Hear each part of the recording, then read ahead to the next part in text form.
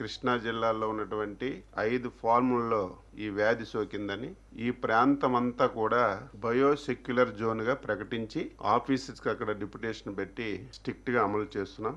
అదేవిధంగా 3 ఫామ్లో కల్లింగ్ అంతా పూర్తి చేశాం.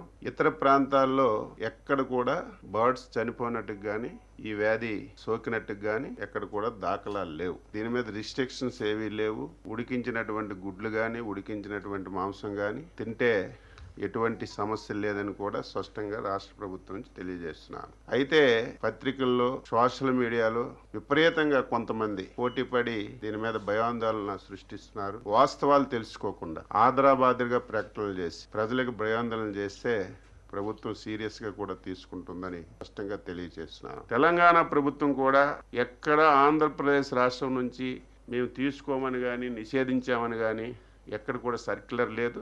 వాళ్ళు బర్డ్ ఫ్లూ దేశంలో కేంద్ర ప్రభుత్వం అలర్ట్ చేసిన తర్వాత జనరల్ గా ఒక సర్క్యులర్ ఇచ్చారు. అది మన రాష్ట్రానికి వచ్చిందని చెప్పడం కూడా తప్పు.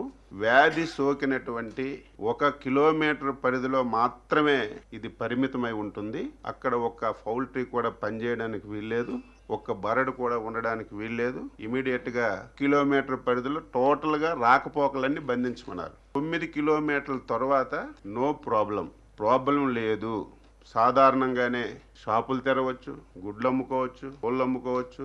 ఎవరు భయాందోళన చెందవలసినటువంటి అవసరం లేదని ఈ సందర్భంగా తెలియజేస్తున్నాను.